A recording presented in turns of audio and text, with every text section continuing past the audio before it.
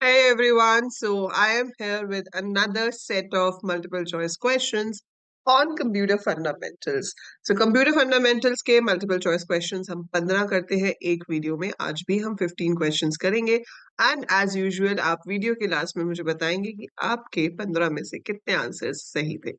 So I hope you're preparing well for your both exams जो आपके रह गए हैं as well as we are preparing for our entrance exams. क्योंकि board exam खत्म होते ही फ्री होने वाली फीलिंग तो आने नहीं वाली है और उसके बाद आप जुट जाओगे अपने एंट्रेंस एग्जाम की तैयारियों में जो हमने ऑलरेडी शुरू कर दी है. तो चलिए आज के 15 क्वेश्चंस करते हैं. सो पहला क्वेश्चन है which device typically attachable to computer keyboard that allows a blind people to read. तो आप कीबोर्ड के साथ ऐसा कौन सा डिवाइस अटैच कर सकते हो जिससे ब्लाइंड पीपल कैन रीड, उसको क्या कहते हैं उस डिवाइस को. सो इसका आंसर है option number D, Braille display. ठीक है, वो यूज होता है for blind people so that they can type and they can read. Okay, next is a byte can represent any number between 0 and. So एक byte जो है आपकी वो कितने different decimal numbers को represent कर सकती है. हमें पता है कि एक byte में 8 bits होती है. So one byte has 8 bits. So 8 bits का मतलब क्या है? 2 raised to the power 8 different combinations. So one byte has 8 bits, 2 raised to the power 8 different combinations, which is 256 different combinations. Since हम 0 से शुरू कर रहे हैं, तो 0 से लेके 255 तक आपके पास 256 different combinations बनते हैं. So 0 से लेके 255 तक हम combinations यहाँ पे create कर सकते हैं, इसलिए इसका आंसर होगा option number B. So option number B is the correct answer for this question.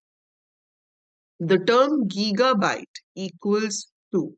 So the term gigabyte equals to. अब gigabyte देखो सबसे छोटी होती है bit, 8 बिट्स को मिलाकर बनती है एक बाइट. ठीक है, 1024 बाइट्स को मिला के बनती है 1 किलोबाइट. किलोबाइट्स को मिला के बनता है मेगाबाइट. मेगाबाइट को मिला के बनता है गीगाबाइट. तो यहाँ पर क्या आंसर होगा? 1024 मेगाबाइट्स. सो गीगाबाइट्स जो है that is a combination of 1024 megabytes. Dash is a computer storage that only maintains its data while the device is powered. मतलब जब तक इलेक्ट्रिसिटी सप्लाई हो रही है तब तक उसमें डेटा है. When the power is gone, the data is gone. And the answer is your volatile memory. So that is option number A, जिसके अंदर आपका RAM आता है, random access memory. So random access memory को भी हम क्या कहते हैं कि it is a volatile memory. जब तक उसमें पावर है तब तक उसमें डेटा रहता है. The moment the power is gone, the data is gone. ठीक है, so answer is volatile memory. Dash is a feature of an operating system that allows a computer to compensate for shortages of physical memory by temporarily transferring pages of data from RAM to disk storage. अब इसका मतलब क्या है question का? पहले तो आप इसको अच्छे से पढ़ो, समझोगी वो क्या कहना चाहता है. वो कह रहा है कि भाई कई बार हमारे पास रैम में स्पेस नहीं होती है, लेकिन हम फिर भी उससे बड़े साइज का डेटा या उससे ज्यादा एप्लीकेशंस यूज कर पाते हैं, क्योंकि ऑपरेटिंग सिस्टम जो चीज फिलहाल यूज नहीं हो रही है उसको हार्ड डिस्क में जाके रख देता है, जो यूज हो रही है उसको रैम में रखता है. इस चीज के पीछे जो कंसेप्ट है उसे क्या कहते हैं? सो उसका आंसर है वर्चुअल मेमोरी. क्योंकि ये आपको अलाउ कर रहा है कि ऐसी मेमोरी यूज करने के लिए आपको एज्यूम करा रहा है कि भाई आपकी रैम बहुत बड़ी है, बट एक्चुअली में रैम उतनी बड़ी नहीं है. वो सिर्फ प्रिटेंड कर रहा है, it can keep multiple software in that. So since वो चीज एक्चुअल में नहीं है तो हम उसको वर्चुअल कहते हैं. It is virtual memory. Dash is the ability of a device to jump directly to requested data.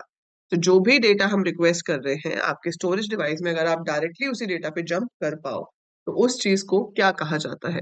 Technically उसे रैंडम एक्सेस कहते हैं. इसीलिए जो आपकी रैम है रैंडम एक्सेस, उसका नाम ही इसी चीज पे बेस्ड है, रैंडम एक्सेस मेमोरी, कि हम किसी भी लोकेशन पे डायरेक्टली जा सकते हैं और उस लोकेशन पे रीड या राइट ऑपरेशन परफॉर्म कर सकते हैं. अब ये सेम क्वेश्चन हमने किया था, पहले डेफिनेशन दी हुई थी, आपको मेमोरी बतानी थी, अब उल्टा पूछ लिया इसमें. इसमें पूछ लिया virtual memory is. So virtual memory is what? An illusion of extremely large main memory. तो एक्चुअली में हमारे पास मेन मेमोरी इतनी बड़ी नहीं है, but we are creating an illusion with the help of virtual memory. तो ऑप्शन नंबर डी जो है इसका वो सही आंसर है. That is an illusion of extremely large main memory. Then we have technique to implement virtual memory, where memory is divided into units of fixed size memory is.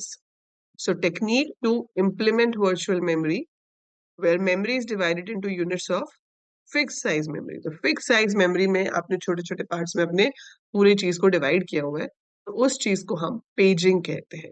तो virtual memory में देखो दो ही तरह से आप divide कर सकते हो एक प्रोग्राम को, अगर फिक्स साइज है तो पेजिंग है, और अगर अलग अलग साइज है तो सेगमेंटेशन है। ठीक है, सो इसका आंसर होगा पेजिंग।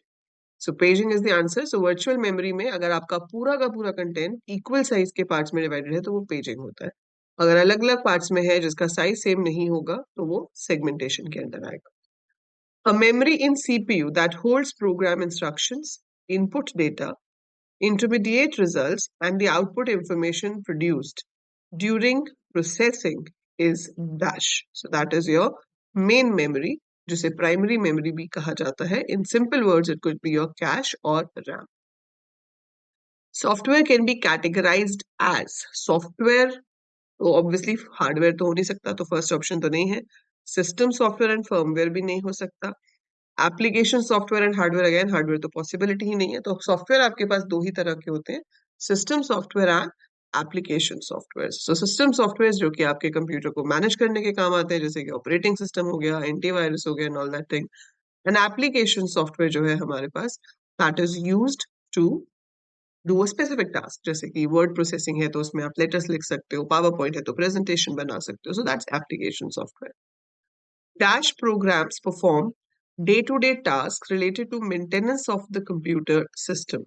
So maintenance के लिए जो सॉफ्टवेयर यूज होते हैं उन्हें हम कहते हैं सिस्टम यूटिलिटीज। ठीक है, तो those are called system utilities, जिसमें आपके एंटी वायरसेस आ जाते हैं, डिस्क कंप्रेसर्स आ जाते हैं, डिस्क फ्रेगमेंटेशन वाले सॉफ्टवेयर आ जाते हैं, so all that comes under that. Which of these analyzes and executes the source code line by line manner without looking at the entire program? So ये सारे translators हैं, ये आपके लैंग्वेजेस को binary में कन्वर्ट करते हैं। तो जो आपके हाई लेवल प्रोग्राम को लाइन बाय लाइन कन्वर्ट करता है उसे हम इंटरप्रेटर कहते हैं। तो दैट इज कॉल्ड इंटरप्रेटर। ये सारे क्वेश्चंस जो आप अभी कर रहे हो, these all are related to the topic operating system. ठीक है, तो अब आपके सिलेबस में तो सिर्फ ऑपरेटिंग सिस्टम लिखा हुआ है, उसमें कुछ भी पूछ सकते हैं, तो जो पूछे जा सकते हैं उस तरह के questions I am covering over here. और इसका पूरा जो लेक्चर है ऑपरेटिंग सिस्टम का, अगर आप देखना चाहते हो तो प्लेलिस्ट में एडेड है, आप देख सकते हो, right. So interpreter is the correct answer for this. Linux is a type of open source software, operating system है और इसका कोड भी हमारे पास अवेलेबल होता है for free, so that's why it's an open source software. Which of the following is an example of image editors? सारे के सारे फोटोशॉप में भी इमेज एडिट कर सकते हो, इलस्ट्रेटर में भी कर सकते हो, कोरल ड्रॉ में भी कर सकते हो, so all of these are image editors. Which of the following is application software? All of the above again. Database management system का काम क्या है? सिर्फ डेटाबेस को मैनेज करना, है ना। स्प्रेडशीट का काम क्या है? सिर्फ एक्सेल की स्प्रेडशीट्स बनाना। इमेज एडिटर का काम है सिर्फ इमेजेस को एडिट करना।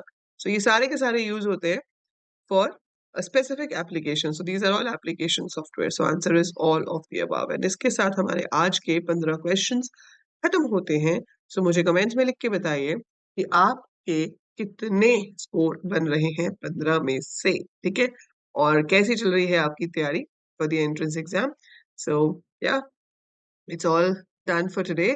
आई होप वीडियो आपको यूजफुल लगी होगी, तो प्लीज लाइक पे क्लिक करके जाना, सब्सक्राइब कर लेना अगर सब्सक्राइब नहीं किया है, and share with your friends, also share with your juniors so that they can study their 12th stuff. अगर उनके पास आईपी, सीएस, आईटी कोई भी सब्जेक्ट है तो वो चैनल को ज्वाइन कर सकते हैं। So that is it for this video. I'll see you in the next one. Till then, take very good care of yourself.